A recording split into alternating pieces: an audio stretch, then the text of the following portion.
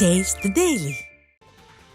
சென்னையில் பல்வேறு இடங்களில் திறனற்ற திமுக அரசால் தொடங்கப்பட்ட பாதாள சாக்கடை தூர்வாரும் பணிகள் முடிவடையாமல் இருப்பதால் விபத்துகள் ஏற்படும் அபாயம் இருப்பதாக பொதுமக்கள் குற்றம் சாட்டியுள்ளனர்.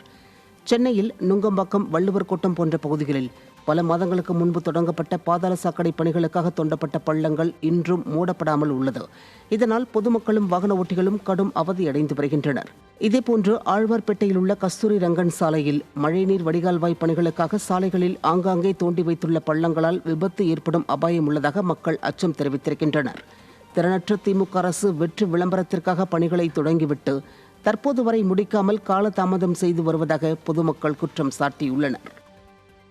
எங்கே பார்த்தாலும் இந்த மாதிரி ரோடை தோண்டி வச்சு மக்களோட உயிரை வாங்கிட்டு இருக்காங்க. இப்போ எந்த ரோட்டுக்குமே எங்கே போனாலும் டேக் டைவர்ஷன் உயிரை தான் வாங்குறாங்க. இப்போ எங்களால் ஒரு ரோட்டுக்கு நிம்மதியாக போகவும் முடியல. அதே இந்த ரோடை பாருங்கள் எப்படி இருக்குது. இப்போ சிஎம் வந்தால் இப்படி தான் இருக்குமா இந்த ரோடு? எப்படி பாருங்கள், இந்த நாள் எவ்வளோ டிராஃபிக் ஆகுது, எவ்வளோ ஆக்சிடென்ட் ஆகுது, அதெல்லாம் யாருமே கேட்க மாட்டாங்களா? இப்போ சிஎம் ஒரு பிரைம் மினிஸ்டர்லாம் வந்தால் இந்த ரோடு இதே மாதிரி தான் இருக்குமா? எங்கே ப்ரோ சீக்கிரம் முடிக்கிறாங்க? எப்படியும் ஒன்று ஆரம்பித்தாங்கன்னா எப்படியும் 2 வருஷம் ஆக்கி தானே முடிக்கிறாங்க. இவங்க ஊழல் பண்ணுறதுக்கு நம்ம மக்களோட உயிர் தான் கிடச்சிதா? மதுரையில் பழைய மினி பேருந்துகளை புதிய பேருந்துகள் போல் வடிவமைத்து மினி பேருந்து சேவை தொடங்கி வைக்கப்பட்ட சம்பவம் பொதுமக்களிடையே அதிருப்தியை ஏற்படுத்தியுள்ளது.